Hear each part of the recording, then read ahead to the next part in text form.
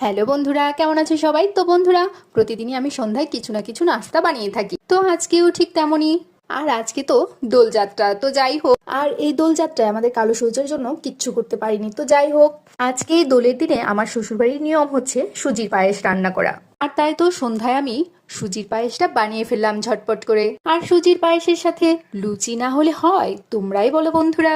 ওইদিকে আমি লুচির লেচিটা আগে থেকে করে রেখেছিলাম আর ঝটপট করে লুচিগুলো ভেজেও নিলাম একে একে। আর ওইদিকে আমার গুপু সোনা লুচি খেতে সে ভীষণ পছন্দ করে। তো বন্ধুরা, আজকের এই দোল পূর্ণিমায় কে কে সুজির পায়েস আর লুচি ফুলকো ফুলকো লুচি ভেজেছো অবশ্যই কিন্তু কমেন্ট বক্সে বলে যাবে।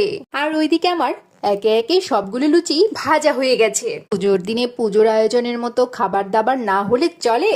আর তাই তো আমার ছোট্ট করে ঘরোয়া এই আয়োজনটা আমি করে ফেলেছি সন্ধ্যায়। তো এইবার কিন্তু সবকিছু কমপ্লিট। আর ওইদিকে আমার গুপুসোনা অপেক্ষায় আছে কখন সে ফুলকো ফুলকো লুচি আর সুজির পায়েস খাবে। তো বন্ধুরা, আমার কিন্তু আয়োজনের পর্ব শেষ, এবার খাবার পর্ব।